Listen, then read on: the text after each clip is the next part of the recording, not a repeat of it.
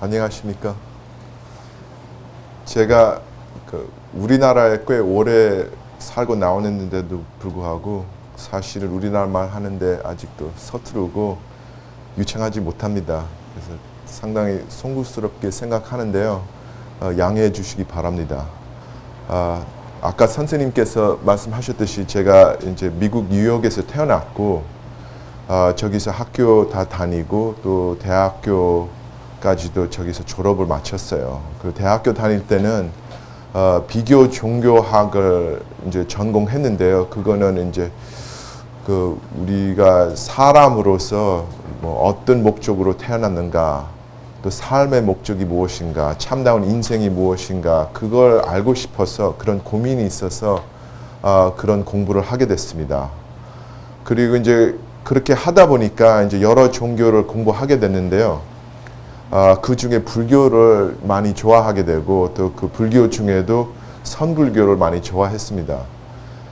근데 어떻든 간에 다 옛날 선지식들이 다 입 모아서 말씀하시는 것은 여러분들께서 잘 아시겠지만 참선은 이게 책으로 배울 수 있는 것이 아니고 깨달음은 이게 머리로 배울 수 있는 것이 아니다. 자꾸 그런 이제 가르침을 이제 알게 되니까 어린 나이에 그러면 나도 이제 졸업하면 참다운 선지식, 올바르게 깨달은 선지식을 찾아야겠다 생각이 났습니다. 그래서 저는 이제 우리 부모님 이제 한국 분들이시고 그래서 저도 이제 조국에 대한 관심도 있고 그러니까 일본이나 중국보다 한국 가서 그런 스승을 찾아야겠다고 생각해서 그 뉴욕 쪽에 있는 그 재미교포 불교 사회에서 좀 알아봤습니다. 알아보니까 송자 담자 큰 스님 이름을 듣게 됐어요. 그래서 그때 이제 호기심을 갖고 그러면 그 스님을 뵈러 가야겠다 생각을 해서 큰 스님께 편지를 보냈어요. 제가 잠시적으로 이렇게 절에 머물면서 좀 참선 공부 좀 배워도 되느냐고 그렇게 여쭈었어요. 근데 뜻밖의 큰 스님께서 그 허락을 하시더라고요. 그래서 제가 졸업한 해 이제 그 졸업식을 다 마치고 그리고 큰 스님 뵈러 갔습니다. 그래서 여기 그때 이제 처음 한국에 이제 왔는데 큰 스님 뵈니까 그때 이렇게 너무나 놀라웠습니다. 제가 책에서만 읽었고 과연 깨달음이라는 것이 있을까? 마지막에는 사람이라는 것이 그냥 물질적인 존재에 불과한 것이 아닌가? 그런 어떤 좀 이렇게 깊은 회의심이 있었는데 큰 스님 배워보니까 처음으로 친견하니까 이런 깨달음이라는 것이 있는 것이고 사람이라는 것이 정말 위대하고 성스러운 존재라는 것을 처음으로 믿게 됐습니다. 그때 당시 이제 아직도 기억에 남는 그 대화를 했는데요. 큰 스님께서 저에게 이렇게 말씀을 하셨어요. 지금 현대 시대가 참 놀라운 시대다. 즉 일반인들이 무엇이든지 배우고 싶거나 공부하고 싶으면 이제 공부할 수 있게 됐다. 그래서 무엇이든지 배우고 무엇이든지 그렇게 연구할 수가 있는데 근데 인간으로서 꼭 필요한 거 한 가지가 있는데 꼭 필요한 것인데 이상하게도 어떤 학교라도 어떤 회사라도 어떤 병원이라도 어떤 연구소라도 가르치지 않는다. 그것이 뭐냐면 내가 가슴 아플 때, 내가 화가 날 때, 감정에 휩쓸릴 때 구체적으로 어떻게 돼야 되느냐, 어떻게 해야 되느냐. 참 이상한 것이 우리가 어릴 때부터 자라가면서 모든 것을 구체적으로 또 체계적으로 또 절차적으로 배웁니다. 우리가 예를 들어서 신발 끈을 그걸 묶는 것부터 시작해서 쉬운 것부터 어려운 것까지 다 체계화가 돼 있고 그것이 우리 현대 사회의 특징이라고 볼 수 있다고 생각합니다. 무엇을 배워도 항상 체계화돼 있고 절차가 있고 규칙도 있고 기준이 있는데 근데 우리한테 가장 중요한 마음이라는 거에 대해서 아무런 가르침이 없어요. 그래서 큰 스님께서 그렇게 말씀하시면서 마음에 대해서 알고 싶으면 마음을 다스리는 법, 내가 속상하고 힘들고 심란할 때 구체적으로 어떻게 해야 되느냐 알고 싶으면 그럼 꼭 불교를 알아야 되고 또 꼭 우리나라 선방에 와야 된다. 그렇게 아주 흐뭇하게 이렇게 말씀을 하셨어요. 그래서 저는 이제 그때 이제 그 얘기를 듣고 상당히 인상 깊으니까 항상 마음에 뒀는데 나중에 이제 선생님께서 말씀하셨듯이 이제 나중에 이제 그 대학원에서 이제 심리학 공부를 하게 됐어요. 그래서 그때 좀 놀란 것이 그것이 제가 큰 스님 처음으로 친견한 지 한 10년 후인데 그때쯤에 그때 큰 스님께서 거론하신 문제, 이 마음에 대한 문제를 이제 와서 이제 다루고 있더라고요. 제가 그 대학원 다녔을 때는 그때쯤에 교육 심리학계, 또 사회 심리학계, 또 임상 심리학계에서 다 공통점으로 이 마음의 문제를 이렇게 주목을 하고 있었어요. 근데 이제 마음 문제라고 하진 않고 정식적으로 심리학 용어로 하면 감정 조절 그렇게 표현하더라고요. 그래서 그때쯤에 여러분들께서도 많이 들으셨을 거라고 생각하는데 EQ이라는 말이 나왔어요. 이제 영어는 그것이 emotional quotient이라고 하는데 그것이 감성 지수, 우리나라 말로. 또 EI, emotional intelligence. 그거는 이제 감성 지능. 근데 그때 큰 스님께서 말씀하신 것과 비슷한 겁니다. 감성 지능은 사람이 얼마만큼 그 자기 마음과 몸속에 일어나는 감정을 잘 알아차리고 인식하고 조절할 수 있느냐, 또 남의 감정을 얼마만큼 잘 알아차리고 인식할 수 있느냐, 또 행동으로 얼마만큼 잘 옮길 수가 있느냐, 적당하게 자기 사회와 또 문화의 기준에 이렇게 적당하게 맞춰가면서 그것이 이제 감성 지능이라고 하고 그 감정 조절을 잘 할 줄 알아야 감성 지능력이 생기는 겁니다. 감성 지수가 높은 것입니다. 그래서 이렇게 결과적으로 큰 스님께서 말씀하시는 거하고 또 현대 학자들이 공부하는 것이 이렇게 일치가 됐어요. 그때 당시에. 그래서 제가 매우 관심을 갖고 공부하게 됐는데, 근데 또 중요한 것을 이제 어떤 것을 배웠느냐면 감정 조절을 제대로 못하는 경우에서는 상당히 사람 정신적과 육체적 건강에 해로운 것이 많다고 그렇게 얘기하더라고요. 그러니까 감정 조절이 잘 안 되는 것을 여러 가지 표현으로 이제 그 말씀하는데 뭐 감정 조절 장애, 또 정서 불안 장애 그렇게 표현합니다. 근데 일단은 감정 조절 잘 하지 못하는 분들은 평균보다 감성 지수가 조금 떨어진 분들은 굉장히 여러 가지 안 좋은 일들이 있답니다. 예를 들어서 우울증, 또 불안증, 또 섭식 장애, 또 약물 남용에 빠질 확률이 훨씬 더 높다고 합니다. 그 정도로 감정 조절이 중요한 것이고 그 정도로 우리 감성 지능에 대해서 좀 신경 써야 된다고 생각합니다. 근데 이제 이런 문제들은 지금 학교 다니고 열심히 공부하고 있는 우리 자녀들하고 우리 자녀분들하고 어떤 구체적인 관계가 있는가, 그거에 대해서 오늘 이제 말씀 좀 드리고 싶습니다. 제가 이제 학교 그만둔 지 거의 10년 넘어서 다시 대학원 시험을 보게 됐습니다. 그래서 그때는 상당히 자신감이 없었어요. 그 책 편지도 오래됐고, 그리고 훨씬 더 어린 애들하고 어린 학생들하고 또 경쟁 들어가니까 옛날만큼 자신감이 이제 서지는 않고, 그래서 이제 상당히 긴장하고 있었는데 그때 큰 스님께서 말씀하신 것을 기억했어요. 참선해야 그것이 다 그런 일들이 잘 풀린다고 하는데, 그래서 가만히 생각해 보니까 뭐 누구든 시험 볼 때는 대부분 우리 시험 볼 때는 지능적인 문제라고 생각합니다. 근데 사실은 우리 시험 볼 때는 두 차원에서 시험을 보는 겁니다.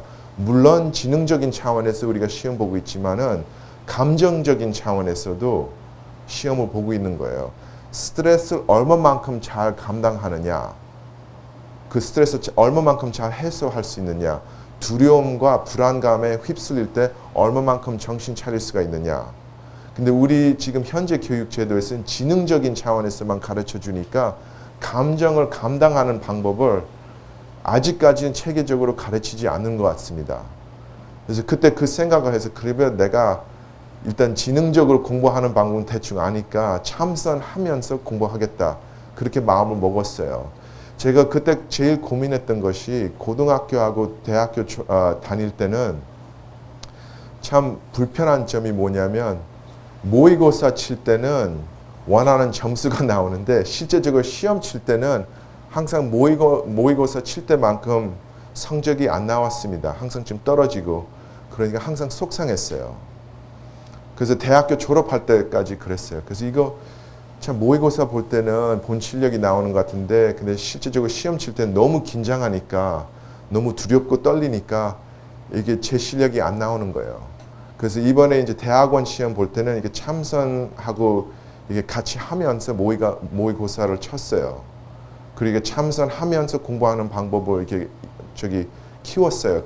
그런 것을 이게 연습을 하고 그리고 그때 당시에 이제 그 입학 시험을 봤어요.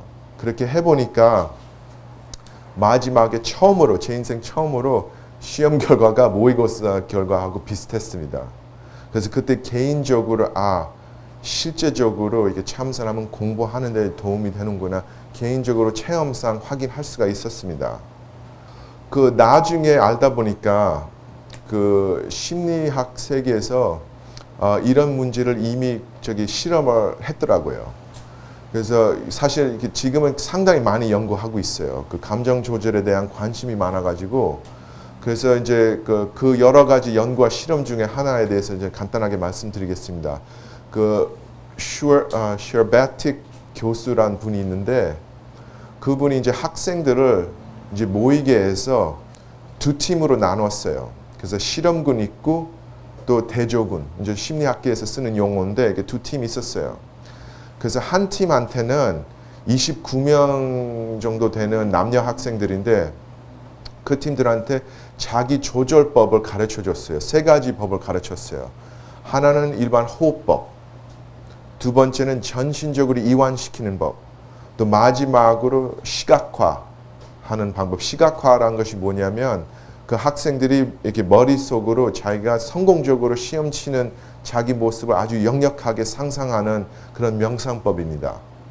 그래서 그런 이제 세 가지의 그 자기 조절법을 그 이제 실험군에 있는 학생들한테 가르쳐 주고 대조군에 있는 학생들은 한 102명인데 그 학생들한테는 아무것도 안 가르쳤어요. 그냥 일반 학생처럼 그냥 놔뒀어요. 그렇게 한 다음에 다 한 교실에 모이게 해서 그리고 이제 시험을 이제 치게 했습니다. 그 교실 환경을 처음에 아주 편안하게 만들어주고 그 시험 치는 시간에 점점 이게 스트레스 주는 요인을 이렇게 계속 이렇게 투입을 했어요. 그래서 갈수록 뭐 이렇게 소리도 나고 이게 불편하게 만들었어요, 학생들한테. 그리고 학생들이 시험 치고 있는 동안 이게 신체적인 반응을 다 이렇게 검사하고 있었어요. 결과를 보니까 그 실험군에서 그 여러 가지 자기 조절법을 이렇게 배운 학생들은 시험 치고 있는 동안 그 불안감의 그 레벨이 훨씬 낮았어요.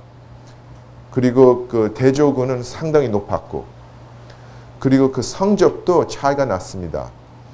쉽게 말하면 그 조절법을 못 배운 학생들은 그 학생 중에 그 낙제 점수가 1.7배 더 많이 나왔어요. 그 비율이. 쉽게 말하면 거의 2배 더 나온 거예요. 안 좋은 성적들이. 그래서 그 결과를 보고 그 교수가 스트레스가 쌓인 환경 속에서 시험 볼 때는 이런 자기 조절법이 확실하게 효과가 있다. 그렇게 결론을 내렸어요. 이런 연구들이 상당히 많습니다. 그래서 제가 그런 거 보면 이 참선 수행이란 것은 우리 정식적으로 출가한 스님들, 전문적으로 수행하는 사람들만 할 일이 아니고 우리 일반인들, 특히 우리 그렇게 열심히 학교 다니고 있는 우리 자녀분들도 배울 만한 가치가 있다. 그리고 현실적인 효과가 있을까라고 저는 그렇게 생각해서 오늘날 이렇게 말씀드리게 됩니다.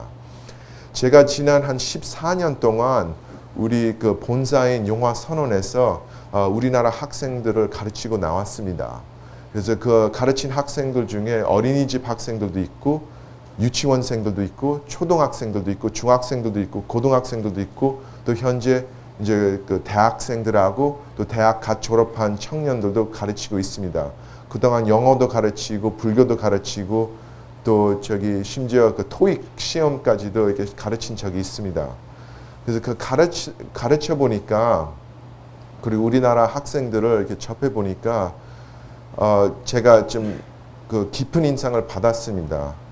첫 번째는 우리나라 그 아직까지도 그 유교 문화의 그 엄격한 그런 그 자기 자제하는 그런 뿌리가 아직도 남아 있다는 것을 아주 그 기쁜 마음으로 이렇게 확인하게 됐습니다. 그 비교적 우리나라 학생들은 그 집중력이나 정신력이나 또 그 교실에서 그 지키는 예의나 그 물론 완벽한 건 아니지만 근데 일단 비교적으로 제가 이제 미국에서 자랐으니까 아주 뛰어난 편입니다.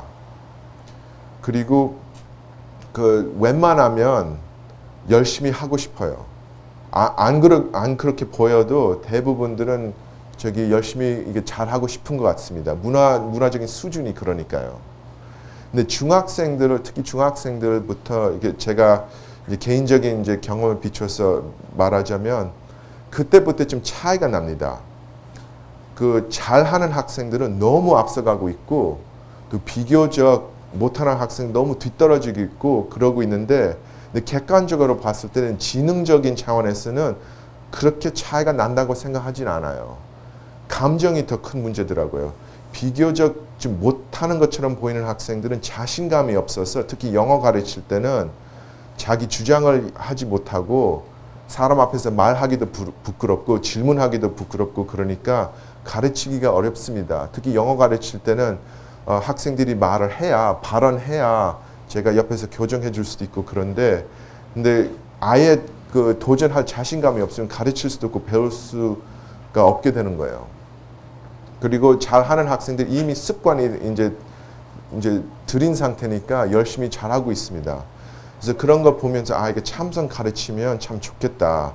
자기 감정만 조절할 수 있으면 그런 여러 가지 두려움과 부끄러움을 극복해서 자기가 좀 현재로서 조금 부족한 면이 있어도 아직 나이가 어리니까 열심히 하면 그걸 다 잘 보충해서 남 못지않게 공부할 수 있지 않을까 항상 그렇게 생각했는데 근데 참선 가르치려고 할 때는 항상 거부 반응이 일어납니다. 종교적인 차원에서 참선을 가르치니까 자기 언행을 통제하려고 하는 것처럼 보이고 이게 반항심이 잘 나더라고요. 그래서 아이가 교육적인 차원에서 가르치면 그리고 우리가 그냥 당연하고 평범한 교육 과정으로 그렇게 이렇게 받아들일 수 있으면 훨씬 더 효과가 있고 그러면 우리가 대학원 시험 볼 때처럼 이 어린 학생들도 우리 자녀분들도 그런 이제 이득을 보고 훨씬 더 보람 있게 살 수 있지 않을까 생각이 들었습니다.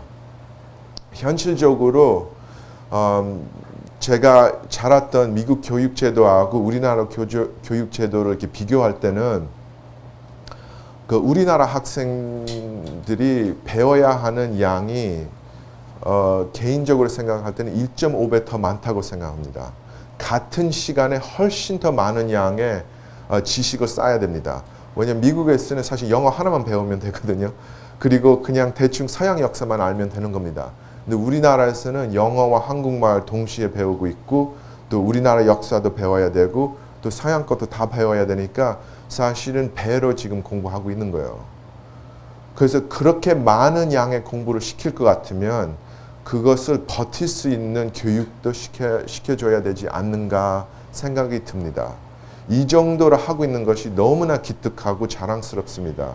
제가 우리나라 와서 첫 번째로 존경하게 된 것이 우리나라 학생들이었어요. 밤늦게 그렇게 학원 앞에서 줄 서고 있고 밤늦게 공부하고 있고 참 그걸 보면서 많이 감동도 하고 또 기특하게 생각하기도 하고 또 가슴 아프기도 했습니다. 그래서 우리 저기 지금 공부하고 있는 자녀분들은 그런 이제 어려운 공부를 하고 있다면 우리가 아낌없이 그런 것을 잘 감당할 수 있게 모든 저기 그 교육적인 방법을 가르쳐 줘야 되지 않는가. 또 이 불교도 우리나라 정신 문화적 유산이고 그래서 전혀 갈등이 없다고 생각하고 당연하다고 생각합니다. 근데 이제 우리는 이제 교육자와 학부모로서 우리 지금 학교 다니고 있는 자녀분들이 이제 열심히 공부해서 이제 좋은 대학교 이제 들어가기를 바라고 계실 거라고 생각합니다. 근데 좋은 대학교 들어가기를 바라는 것만큼 기대하는 것도 있으실 거라고 생각합니다. 그것이 뭐냐? 사회생활도 잘했으면 나가서 건강하게 행복하게 보람 있게 사회생활 하면서 좋은 친구도 만들고 좋은 배우자도 만나고 또 그렇게 하면서 그렇게 보람 있는 사회생활과 인생을 살았으면 우리 다 아마 공통적으로 그런 기대가 있을 거라고 생각합니다. 그리고 우리가 원하는 우리 자녀분들한테 기대하는 그런 온전한 그 사회생활 하려면 아까 말씀드렸듯이 감정 조절을 배워야 되는데, 근데 감정 조절을 배우는데 가장 지장 주는 것이 뭐냐면 이제 이게 통계적으로 이제 말씀드리는 겁니다. 그것이 뭐냐면 왕따입니다. 여러분들께서 아마 이미 잘 알고 계실 겁니다. 근데 왕따가 그 학생들한테 주는 트라우마가 우리가 생각하는 것보다 훨씬 더 심각하다고 생각합니다. 이제 문제가 뭐냐면 왕따를 당한 학생들이 여러분들께서 상식적으로만 생각해도 왕따를 심하게 당하면 그 안 좋은 영향이 상당히 오래 간다고 합니다. 다 성인이 다 된 다음에도 그 영향이 미치고, 그리고 취직하는데 인간관계 하는데 심지어 돈 버는 데까지도 이게 문제를 일으킨다고 합니다. 근데 그거는 이제 지금 현재로서는 잘 알려진 사실인 걸로 알고 있습니다. 근데 또 놀라운 사실은 그 왕따 당한 피해자들뿐만 아니라 가해자들도 비슷한 결과가 나온다고 합니다. 왜 그러냐면 이제 그런 학생들도 이제 시간 가면 이제 중학교, 고등학교, 대학교 다니다 보면 그런 학생들도 그런 이렇게 못마땅한 언행을 하니까 나중에 소외가 됩니다. 그리고 여러 가지 이제 그런 문제가 생기니까 그 언행이 심해질 수도 있고, 그리고 이제 개인 인생에 이제 문제가 이제 생길 수가 있는 거죠. 근데 이제 가해자하고 피해자들의 공통점이 뭐냐면 평균보다 감성 지능이 떨어진다고 합니다. 또 다시 우리가 감정 조절로 돌아오는 거예요. 감정 조절을 할 줄 모르기 때문에 폭력적으로 표현해서 왕따를 시키는 역할을 하게 되고, 또 감정 조절, 또 특히 남의 감정을 인식하고 알아차릴 줄 모르기 때문에 또 피해자가 되는 경우가 많습니다. 그래서 이것이 사실은 공통점이 있는 거예요. 그래서 우리가 피해자들만 생각할 일이 아니고 가해자들도 생각해야 되는 부분이고, 그리고 이렇게 인격적으로 문제가 있다 그렇게 생각하는 것보다 어떤 얘기했듯이 감정 조절이란 하는 방법을 덜 익혔기 때문에 이렇게 됐다고 생각하면 이것이 우리가 교육적인 차원에서 이렇게 대처할 수 있는 것이 아닌가, 그런 희망이 보이게 되는 것 같습니다. 이제 여기서 또 중요한 것이 뭐냐면 또 연구해 보니까 가해자들 중에 왕따 시키는 학생들 중에 그 피해자들이 많습니다. 그래서 요즘 새로운 분류가 생겼어요. 가해자 겸 피해자. 왕따를 당해 보니까 저기서 잘못된 그런 모범을 이제 보고 그런 것을 보고 따라서 행동하는 거예요. 근데 이 가해자 겸 피해자들은 제일 위험하다고 합니다. 그런 학생들은 나중에 육체적으로 또 정신적으로 병이 생길 확률이 제일 높다고 합니다. 그리고 학업 성적 적으로, 또 나중에 부의 획득적으로, 또 사회 관계적으로도 다 지장을 제일 심하게 본다고 합니다.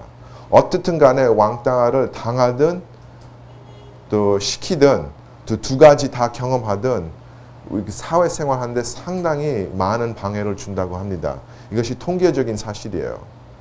그래서 이런 차원에서도 이것이 다 그 근본 원인이 감정 조절을 할 줄 모르기 때문이라면 그럼 참선을 가르쳐 주면 그 도움이 될 수밖에 없다고 생각합니다.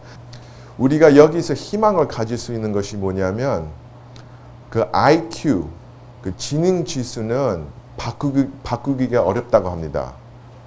이렇게 아무리 상승시키려고 해도 잠시적으로 올라가다가 다시 원위치로 다시 내려온다고 합니다. 근데 감성 지수는 안 그렇답니다.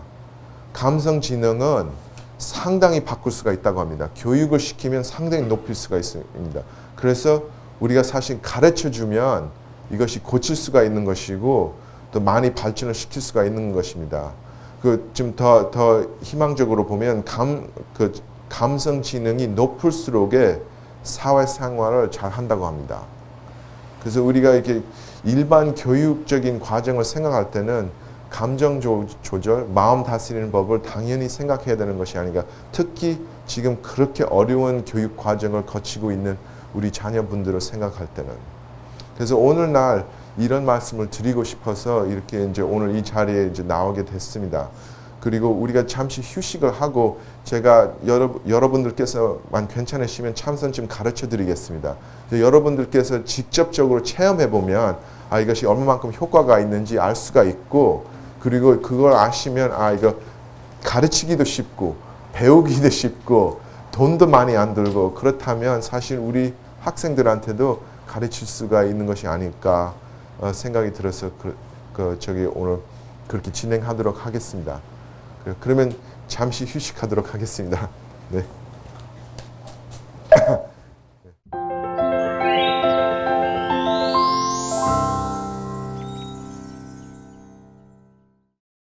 그러면 참선 지도하도록 하겠습니다. 그 심리학계에서는 그 감정적 반응의 과정 모델이 있답니다. 그게 뭐냐면 우리가 감정이 생길 때, 어떤 느낌이 일어날 때 마음속으로 4가지 단계를 거쳐서 생기는 현상이라고 합니다. 그래서 첫 번째 단계는 영어로 situation, 그게 상황, 어떤 일이 생겨요. 실제적으로 외부 환경에서 어떤 일이 생길 수가 있고, 예를 들어서 누가 이제 우리한테 뭐 말을 건다든가, 뭐 무슨 일이 터진다든가 그럴 수도 있고, 그렇지 않으면 마음속으로 그냥 어떤 생각이 일어나는 것도 그것도 상황에 포함이 되는 거예요. 두 번째는 이제 attention, 그래서 주의하는 거. 사실 우리가 어느 한순간에 상당히 많은 그 육감적인, 감각적인 자극을 받고 있습니다. 그래서 어디다가 이렇게 주의를 해야 되는지 우리가 항상 결정해야 되는데, 근데 어떤 일이 생겼는데 저기를 주의 시작하면 우리가 이제 두 번째 단계 들어간 거예요. 하나를 선택한 거예요. 이거에 대해서 이제 좀 생각하겠다. 두 번째 단계예요. 그래서 situation, 다음 attention, 상황, 주의. 세 번째는 영어로 appraisal, 그 우리나라 말로 하면 해석을 하는 거예요. 이것이 내가 신경 쓸 만한 가치가 있냐, 이것이 내가 걱정해야 되는 일이냐, 감정적인 차원에서. 더 구체적으로 말하면 이 일에 대해서 내가 감정을 낼 필요가 있느냐, 부정적인 감정이든 긍정적인 감정이든. 그래서 해석하는 순간이 있어요. 마지막에 이제 reaction, 반응이 일어나요. 그래서 그 이제 해석한 다음에 결론을 내려서 이건 좋은 일이다, 안 좋은 일이다. 그렇게 해서 이제 적당히 이제 반응을 일으키는 거예요. 이제 우리가 훈련을 안 받는 상태에서는 참선 같은 자기 조절법을 모르면 굉장히 빨리 지나갑니다. 이 4가지 단계들이. 우리가 거의 의식하지 못합니다. 그냥 순간적으로. 그래서 우리 평상시에 이제 이렇게 이제 생활을 하고 있을 때는 이렇게 순간적으로 감정이 일어난다고 아마 체험상 그렇게 느껴질 겁니다. 근데 사실 이 4가지 단계를 거쳐서 일어나는 일이라고 합니다. 참선이 우리한테 이제 참선하고 이 심리학 세계가 이제 만나는 지점이 어디냐면, 참선할 때는 이 4가지 단계 속에 이게 뜸을 들일 수 있는 기회를 주는 거예요. 내가 내 몸과 마음을 다스리는 법을 자상하게 배우고 알고 연습하면 그 순간적으로 지나가는 일이라도 그 안에 내가 뜸을 들여서 다시 생각해 볼 수 있는 기회를 내 자신한테 제공을 할 수가 있는 겁니다. 그래서 이제 그러면 그것을 어떻게 하느냐? 첫 번째는 우리가 참선에 대한 어떤 선입견을 좀 내려놓으셔야 될 것 같습니다. 참선은 주어진 시간과 공간을 필요하는 공부법이다. 산에 들어가야만, 산속에 들어가야만 참선을 할 수 있다. 뭐 스님 되어야만 참선을 할 수 있다. 선방에 들어가야만 참선할 수 있다. 참선은 생활 속에서 하는 어떤 행동이 아니고 생활을 하는, 삶을 사는 방법이라고 생각하면 더 정확한 것입니다. 그게 무슨 뜻이냐면 어떤 일이 생길 때는, 내 마음을 흔들리게 하는 일이 생길 때는 참선을 통해서 대처하는 거예요. 즉시. 그래서 우리 송담 큰 스님께서 표현을 이제 빌렸으면 일체처 일체시, 언제나 어디서나 할 수 있는 일이 참선이에요. 그렇게 생각하면 내가 참선할 시간이 없다, 그렇게 생각할 필요가 없는 것입니다. 사는 가운데서 할 수 있으니까. 또 삶을 통해서 연습을 하는 겁니다. 그래서 내가 사는 것과 참선하는 것을 그렇게 분류할 필요가 없는 거예요. 그래서 오늘 아주 구체적으로 예를 들어서 설명드리겠습니다. 예를 들어서 내 옆에 있는 사람, 뭐 옆에 있는 동료나, 또 그렇지 않으면 내 아들, 딸이나 누구나 나한테 상처되는 말을 한 거예요. 갑작스럽게 너무 놀란 거예요. 뜻밖의 내가 그렇게 믿고 사랑하고 신뢰하고 있는데 갑작스럽게 속된 말을 이렇게 뒤통수 맞는 그런 기분이 생기는 거예요. 그래서 화도 나고 또 가슴도 아프고 상처도 받고 너무 놀래고 감정들이 그냥 너무 복잡하게 이렇게 일어나니까 내가 중심을 잡지 못하는 거예요. 이 순간을 지목하면서 큰 스님께서 사람들이 마음이 아플 때 어떻게 할 줄 모른다 말씀하신 거예요. 이 순간에 어떻게 해야 되느냐? 이 순간에는 대부분 우리 훈련받지 않은 상태에서는 머릿속이 굉장히 복잡해져요. 그래서 우리 여기서 첫 번째 배워야 되는 것은 일단 감정이 일어날 때는 이게 폭탄이 터진 것과 마찬가지예요. 수습하기가 이미 늦은 거예요. 이미 몸이 반응하고 있는 거예요. 이미 심장이 뛰고 있고 혈압이 올라갔고 그리고 너무 흥분한 상태예요. 그래서 생각을 이기려면 안 되는 거예요. 그것이 뭔 것 같으면 내 오른팔을 갖고 내 왼팔하고 팔씨름 시키는 거예요. 본인만 지치고 얻는 거 하나도 없는 거예요. 그러면 내가 생각을 하지 말아야 되면 어디다가 관심을 둬야 되느냐, 어디다가 집중해야 되느냐. 그것이 여기서부터 이제 참선하는데 첫 번째 요소를 알게 되는 거예요. 우리 자세, 몸에다가 관심을 두자고요. 그래서 그게 뭐냐면 자세를 얘기할 때는 우리 머리 위에 정수리부터 꼬리뼈까지 내려오는 그 선을 생각하시라고 합니다. 그게 똑바로 그냥 두 발을 그냥 11자로 그렇게 해서 똑바로 서면 저절로 등뼈를 그렇게 세우면 그러면 사람은 인체적으로 반응적으로 정신 차리게 됩니다. 이것은 정신 차리는 자세예요. 그래서 우리 자세부터 시작하십시다. 그래서 여러분들께서 잘 아실 것 같은데 한쪽 발을 이렇게 밑으로 이렇게 놓고 그리고 그 위에 이제 발을 이렇게 얹어 놓으면 되는 거예요. 이렇게. 그래서 그렇게 하시고 그리고 오른쪽 손을 갖고 손바닥을 이제 천장으로 해서 아랫배 오른손 가장자리를 아랫배에 딱 붙이고 그리고 손에 힘 빼세요. 그래서 이렇게 이제 들어 올리면 안 되고 그냥 이렇게 편안하게 놓으시고 그 위에 왼손을 포개고 그리고 두 엄지손가락 끝을 서로 맞대도록 해서 아주 고운 무지개 모양을 만드십시오. 그런 모양을 만들 때 힘을 주지 마세요. 여기 이제 이렇게 압력이 들어가면 안 되고 그냥 편안하게. 그리고 이런 상태에서 두 어깨를 잠시 이렇게 귀까지 올리고 뒤로 돌리고 툭 내리세요. 그래서 어깨하고 목에 힘을 쭉 빼시고 그 턱을 살짝 집어넣으세요. 턱을 약간 집어넣으시면 머리 윗부분이 조금 더 올라갑니다. 그렇게 해서 우리 등뼈를 그만큼 더 일직선으로 펴는 겁니다. 그리고 혀끝을 아주 부드럽게 입천장에다가 살짝 대세요.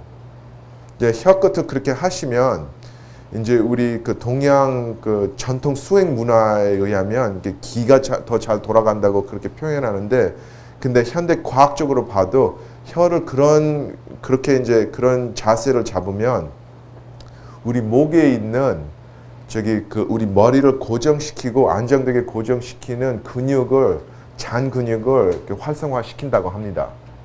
그래서 혀 그 위치도 아주 중요합니다. 이것이 참선의 자세예요. 두 번째 단계 이제 참선 배우는 데서 호흡입니다. 이제 호흡의 중요성은 우리 호흡하고 마음 상태에 아주 밀접한 관계가 있습니다. 마음 상태가 변하면 생각과 감정이 바뀌면 우리 호흡하는 패턴도 바뀝니다. 그래서 우리 일상생활에게 경험에 비춰보면 이 사실을 알 수가 있습니다. 상식적인 차원에서. 그래서 사람이 우울하면 이렇게 한숨 쉬게 되고, 화가 나면 거칠게 호흡하게 되고, 또 겁이 나면 또 호흡이 얕아지고 빨라지고, 집중하면 마음을 고정시키려고 하느라고 우리 호흡도 멈출 때가 있고, 호흡이 마음 상태에 따라서 변합니다. 근데 반대 방향으로 생각하면 우리 호흡을 조절하면 마음 상태도 반대로 생각해서 마음 상태를 조절할 수가 있다고 합니다. 그래서 우리 호흡을 통해서 자세를 잡아서 호흡을 통해서 우리 마음을 가라앉혀 줄 수가 있는 거예요. 그래서 참선할 때는 우선 우리 준비 호흡을 합니다. 준비 호흡할 때는 이제 코로 들이마시면서 이 윗가슴을 가득 채워요. 완전히 그냥 가득 채우고, 그리고 약간 불편할 때까지 참다가 내쉴 때는 입으로 내쉬면서 완전히 비우십니다.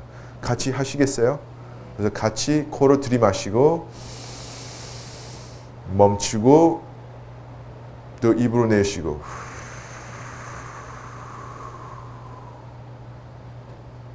준비 호흡을 통해서 우리 폐 속에 이렇게 머무른 탁한 공기를 다 내뿜게 되고, 그리고 깨끗하고 시원한 공기를 들이마시고, 그렇게 해서 정신 차리게 되고, 그리고 호흡에 중심을 하느라고 그때 고민스러운 생각이 저절로 끊깁니다.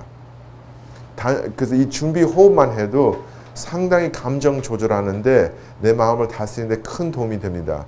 큰 스님께서 말씀하시기를, 우리가 이제 진짜 충격을 받고 이제 아주 난감할 때는 3번만 준비 호흡하지 말고 필요하는 만큼 하시라고 합니다.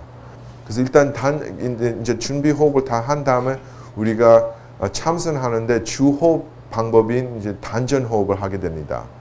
단전 호흡할 때는 다 코로 합니다. 이제 더 이상 입을 안 사용하고, 단전 호흡할 때는 부드럽게, 그리고 평상시보다 조금 더 천천히 코로 들이마시면서 아랫배를 조금 내미는 거예요. 마치 뱃속에 조그마한 풍성이 있듯이. 그래서 들이마실 때 공기를 그 아랫배 속에 보내서 그 풍성을 채우듯이 그렇게 호흡을 하는 거예요. 그래서 그렇게 해서 2-3초를 통해서 들이마시고 아랫배를 내밀고, 아랫배가 한 80% 정도로 부른 느낌이 들 때, 든든히 배부른 느낌이 들 때 멈추고 또 2-3초 머무는 겁니다. 그리고 다 머문 다음에 코로 내쉬면서 아랫배를 안으로, 등뼈 쪽으로 안으로 끌어당기는 거예요. 마치 그 풍속을 짜서 공기를 배출하는 것처럼. 내쉴 때는 조금 더 길게 하는 겁니다. 이제 생물학적인 차원에서 이 단전 호흡이 심리적으로 또 생리적으로 우리한테 가장 효과적이고 또 효율적인 호흡법이라고 합니다. 그래서 우리 같이 한번 해보시죠. 그래서 이제 한번 같이 코로 들이마시고 멈추고 또 내쉬고. 세 번째는 가장 중요한 것이요. 생각을 다스리는 법. 생각하는데 이제 우리나라 참선 수행법의 특징인데, 어떤 생각을 하느냐면 화두를 생각합니다. 화두란 것이 간단하게 말하면 내 자신한테 던지는 질문입니다. 내 자신한테 던지는 과제. 그래서 이제 우리 용화사에서는 주로 이목고 화두를 씁니다. 이목고, 그 경상도 사투리인 걸로 알고 있는데요. 이것이 무엇인고, 자기 자신한테 묻는 것입니다. 이것이 무엇인고란 무슨 뜻이냐면, 이 몸을 끌고 다니는 이것이 무엇인고, 내가 생각해낼 때 그 생각을 만들어내는 것이 무엇인고, 내가 슬플 때 그 슬픔을 겪는 것이 무엇인고, 화날 때는 그 화를 내는 것이 무엇인고, 나라고 하는데 또 불성이라고 할 수도 있고 자아라고 할 수가 있고, 근데 우리 참선할 때는 목적은 이름을 붙이는 것이 목적이 아니고 체험상 그것을 꿰뚫어 보는 것이 목적이에요. 그 꿰뚫어 보는 것을 이제 견성, 내 성품을 꿰뚫어 보는 거, 깨달음이라고도 하고 여러분들께서 잘 아실 거예요. 그래서 이제 방법은 이제 단전호흡하면서 들이마시고 멈추고 내쉴 때 숨을 내쉬면서 동시에 이모고, 그리고 그 날숨이 다 끝날 때까지 그 마지막 고자를 그렇게 끌고 나가는 겁니다. 다 같이 한번 해보시죠. 소리 내서 하시면 더 좋을 것 같습니다. 다 같이 들이마시고 멈추고 그리고 다 같이 이모고, 한 번 더 들이마시고 멈추고 또 내쉬면서 이모고. 이모고 할 때는 가장 중요한 것은 정성입니다. 그 큰 스님 표현에 의하면 간절한 마음으로, 진짜 알고자 하는 마음으로. 그래서 그런 알고자 하는 마음을 알 수 없는 의심이라고 부릅니다. 이제 성불교적인 용어인데 우리가 진짜 깨달음이 있을까? 참선하면 뭐 무슨 소용이 있을까? 그런 식으로 고민하는 것이 의심이 아니고 간절하게 진실되게 내 자신한테 나라고 하는 이것이 무엇인고 묻는 것이 의심이라고 합니다. 그 의심이 참선의 핵심이에요. 그 의심을 통해서 참선이 효과가 있는 거예요. 그래서 간절하게 진실되게 자기 자신한테 그렇게 해야 되는 겁니다. 아까 내가 이제 네 가지 감정적인 반응이 일어날 때는 네 가지 단계가 있다고 말씀드렸는데요. 참선 연습하면 할수록에 이렇게 중심 잡는 그 실력이 생깁니다. 그럴 때는 그 네 가지 단계가 생길 때 내가 개입할 수가 있는 거예요. 마찬가지로 다른 그 또래 친구들하고 대화하고 부딪히고 또 얘기하고 놀 때는 이 간단한 방법만 알면 급한 상황에서는 정말 이렇게 주먹 쥐고 그러고 싶을 때는 이게 이 습관만 들이면 한 번만 숨 들이마시면 다 바뀌는 겁니다. 그래서 사고 칠 것을 예방적으로 회피할 수가 있는 겁니다. 마찬가지로 그런 안 좋은 일을 당하는 학생 입장에서 참선하면 충격받을 때는 어린 나이 충격받을 때는 상당히 그 트라우마가 심한데 이렇게 호흡하면서 이제 그렇게 회복하면 또 일이 터진데도 불구하고 또 큰 도움이 될 수가 있는 겁니다. 그래서 이런 현실적으로 효과가 있으니까 제가 이런 말씀을 이제 이렇게 드리게 됩니다. 지금 미국에서는 이런 그 동양선 수행법이 지금 아주 널리 활용하고 있습니다. 한 예를 들어서 교육적인 차원에서는 스탠포드, 다들 아시죠? 스탠포드 대학교 그 참선 과목이 있다고 합니다. 그래서 저기서 학생들이 가서 정식적으로 그렇게 해서 학점을 받을 수가 있습니다. 불교 학교도 아닌데도요. 그리고 그 유명한 구글 회사도 근래부터 이렇게 요즘 이제 저기 언론에서도 이게 떴는데요. 저기서도 참선을 가르친다고 합니다. 참선 방도 설치하고요. 그 회사 안에서. 그래서 이제 인터뷰를 봤는데요. 왜 직원들한테 이게 인터넷 회사인데 왜 직원들의 참선 가르치느냐 물어보니까, 기자들이 물어보니까 나오는 대답이 세 가지 이유가 있다. 첫 번째는 감정 조절할 수 있으니까. 직원들이 서로 부딪히고 갈등을 줄이기 위해서, 서로 더 사이좋게 지내기 위해서, 그래야 같이 팀워크가 되고, 그러기 위해서 참선을 가르칩니다. 두 번째는 스트레스 해소.